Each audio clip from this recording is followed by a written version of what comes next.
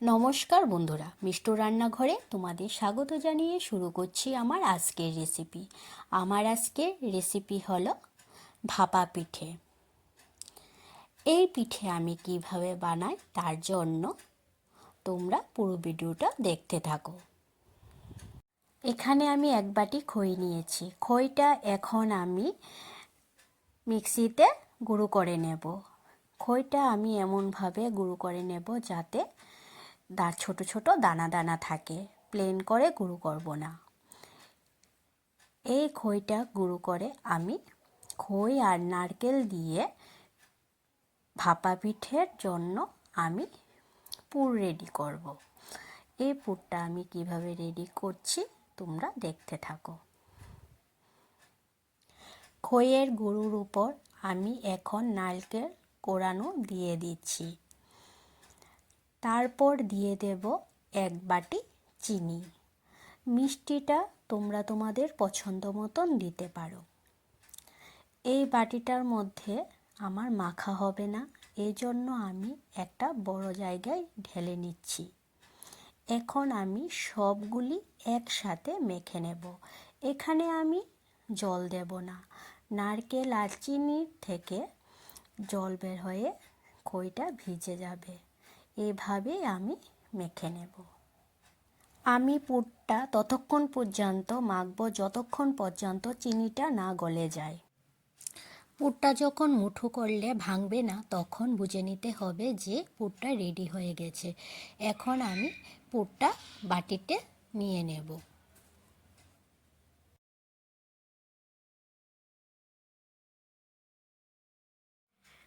পিঠের পুর রেডি হয়ে গেছে। এখন পিঠে বানানো শুরু করে দেব। প্রথমে গ্যাসে একটা কড়াই বসিয়ে দিয়ে 2 গ্লাসের মতন জল দিয়ে দিলাম।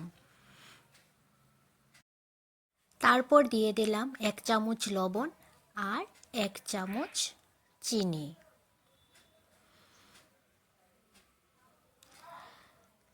তোমরা যদি পিঠেটা অল্প বানাও তাহলে পরিমাণ মতন লবণ না চিনি দিতে হবে। তারপর দিয়ে দিলাম 2 চামচ সাদা তেল। এখন আমি জলটা ফোটার পর রুটি করার সময় যেভাবে কাই করা হয় সেভাবে চালের গুঁড়ি দিয়ে আমি কাই করে নেব।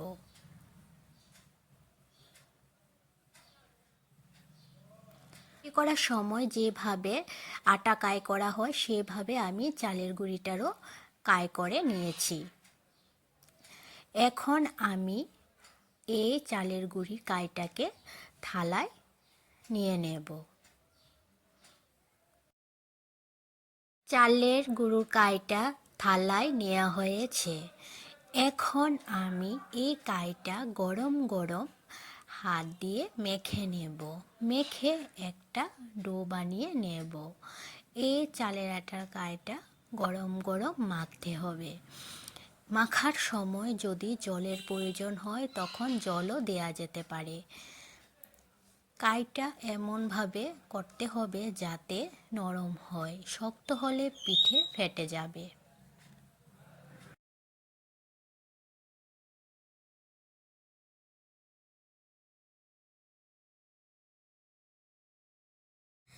আমি পিঠে করার জন্য একটা ডো বানিয়ে নিয়েছি। এখন আমি এই ডোটা থেকে অল্প একটু অংশ নিয়ে নেব পিঠে বানানোর জন্য। আমি যতটুক পিঠে নেব ততটুকুই নিয়েছি। এখন এই অংশটাকে আমি গোল করে নেব। তারপর একটা ছোট বাটি বানিয়ে নেব। পিঠে বানানোর সময় হাতে লেগে যেতে পারে, এর জন্য আমি এখানে একটু চালের আটা নিয়েছি। এটা হাতে লাগিয়ে লাগিয়ে বানালে তাহলে পিঠেগুলি হাতে লাগবে না আর বানাতে সুবিধা হবে। এখন আমার বাটি বানানো হয়ে গেছে। এখন এই বাটির ভেতরে আমি পুর ভরে দেব। পুর দেওয়ার পর বাটির 2 সাইড চাপা দিয়ে লাগিয়ে নেব। তারপর একটা পুলির মতন বানিয়ে নেব। পুলিটা আমার বানানো হয়ে গেছে। এখন আমি পুলিটা যাতে দেখতে সুন্দর লাগে সেজন্য সাইডে একটা ডিজাইন করে দিচ্ছি। পিঠে দেখতে সুন্দর হলে খেতেও ভালো লাগে। একটা পিঠে বানানো হয়ে গেছে আমার। এখন এই পিঠেটার মতন আমি আরেকটা পিঠে বানিয়ে নেব। এর জন্য আমি আরেকটু অংশ নিয়ে নিলাম, তারপর গোল করে আবার বাটির মতন বানিয়ে নিলাম। বাটি বানানো হয়ে গেলে আমি পুর দিয়ে আগের পিঠেটার মতনই বানিয়ে নেব।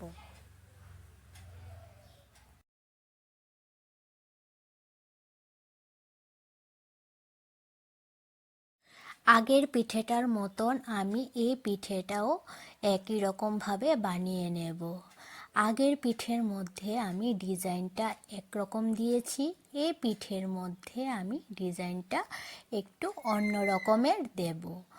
তোমরা যদি কেউ ভাপা পুলি পিঠের ডিজাইন না জানো তাহলে আমার ভিডিওটা থেকে জেনে নিতে পারো। ভাপা পুলির পিঠে অনেকভাবে ডিজাইন করা যায়। ভাপা পুলি পিঠের ডিজাইন যদি সুন্দর সুন্দর ডিজাইন দেয়া যায় তাহলে দেখতে যেমন সুন্দর লাগবে, খেতেও তেমন ভালো লাগবে। আমি যেভাবে এই ভাপা পুলি পিঠে বানাচ্ছি, তোমরা এভাবে বানালে পিঠেগুলি ঠান্ডা হলেও ফেটে যাবে না আর নরম থাকবে।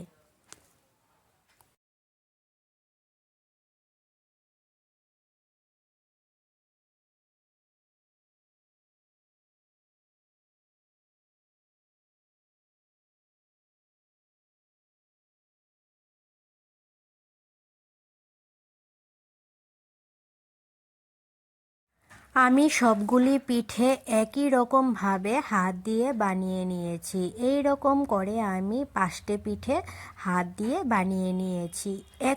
এখন আমি বাকি পিঠেগুলি আমি একটা পিঠের সাজ দিয়ে বানিয়ে নেব। এর জন্য আর আমি কিভাবে পিঠের সাজ দিয়ে বানাই তাও তোমাদের দেখাবো। এর জন্য আমি আরেকটু পিঠে বানানোর জন্য অল্প একটু চালের গুঁড়োর অংশ নিয়ে নিয়েছি। তারপর একটা বাটির মতন বানিয়ে নিয়েছি, আগের মতন পুরো দিয়ে দিয়েছি। এরপর বাটিটা 2 সাইড চাপা দিয়ে পুলিশ মতন বানিয়ে নিয়ে তারপর একটা পিঠের সাজের ভেতরে এই পুলি পিঠেটাকে ঢুকিয়ে হালকা চাপা দিলে তারপর পিঠেটা রেডি হয়ে যাবে আর ডিজাইনটাও সুন্দর হয়ে যাবে। এইভাবে আমি সবগুলি পিঠে বানিয়ে নেব। যারা পুলি পিঠের ডিজাইন সুন্দর সুন্দর করে দিতে পারো না তারা বাজার থেকে এইরকম একটা পিঠের সাজ নিয়ে নেবে। তাহলে এই পিঠের সাজটা দিয়ে পিঠে বানালে খুব তাড়াতাড়িও হয় আর পিঠেগুলি দেখতেও খুব সুন্দর লাগে।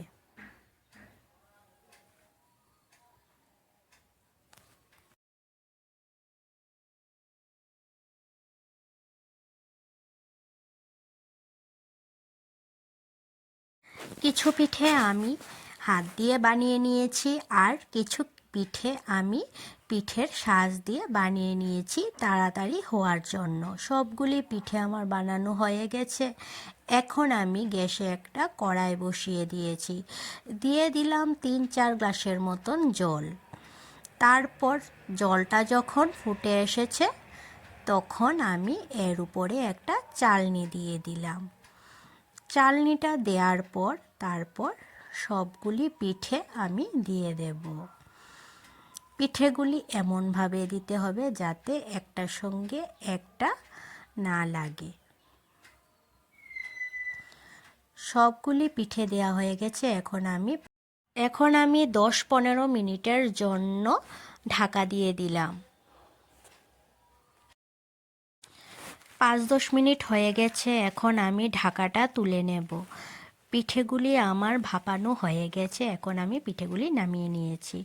এরপর একই রকমভাবে আমি বাকি পিঠেগুলিও দিয়ে দিচ্ছি। দিয়ে আবার 10-15 মিনিটের জন্য আমি ঢাকা দিয়ে দেব পিঠেগুলি ভাপানোর জন্য। পরের পিঠেগুলিও আমার হয়ে গেছে, এখন আমি পিঠেগুলি সবগুলি তুলে নেব। আমার ভিডিওটি তোমাদের কেমন লেগেছে তোমরা অবশ্যই জানাবে। আর আমি যেভাবে পিঠে বানিয়েছি এভাবে তোমরা বাড়িতে বানিয়ে অবশ্যই খাবে, খুব ভালো লাগবে।